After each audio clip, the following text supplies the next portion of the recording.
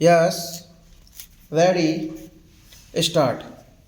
The bill that has now emerged is definitely a great improvement upon the bill that we had originally introduced.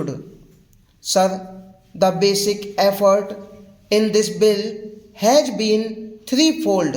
Firstly, to safeguard the interests of the consumers, because, as I said, it is the unsuspecting consumer and particularly women and children and weaker sections of the society who are the main victims of this evil.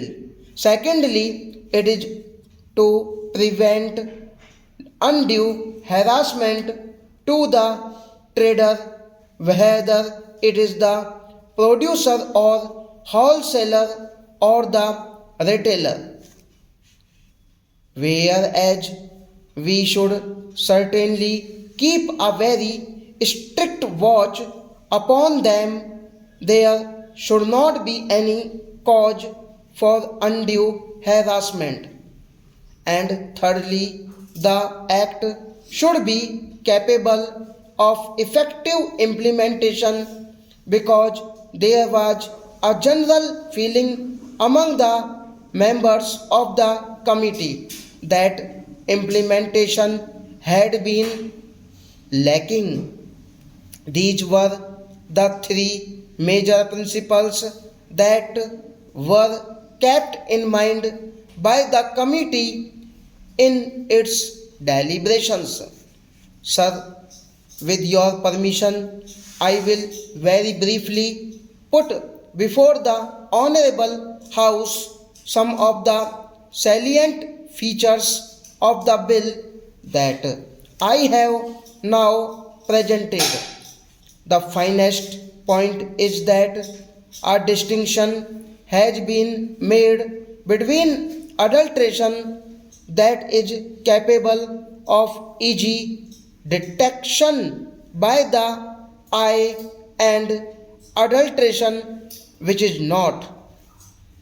In other words, if something is adulterated and is visible at least, the consumer has the opportunity to take necessary precautions, but if it is proceed and cooked, then there is no way by which the consumer can know whether it is adulterated or not until he has reaped the ill effects of adulteration.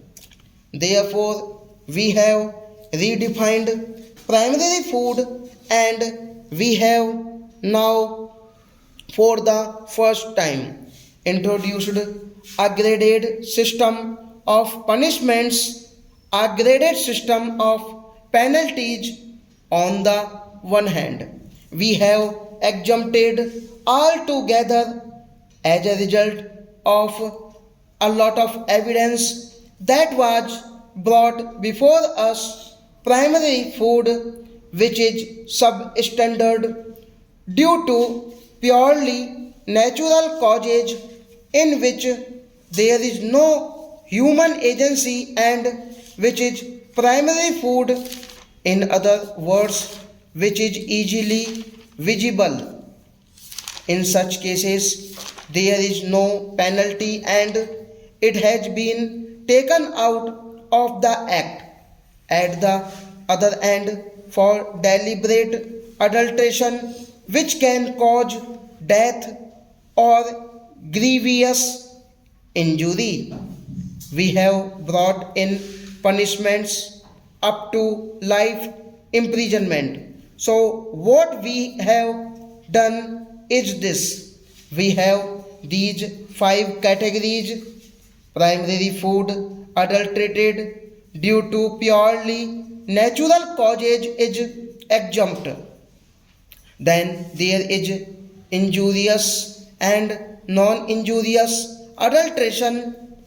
Here we have got a graded system of penalties going up to life imprisonment, so that deterrence is there and people realize that they cannot play with the lives of their fellow citizens. On the other hand, non-guilty people are brought within the mischief of the act stop.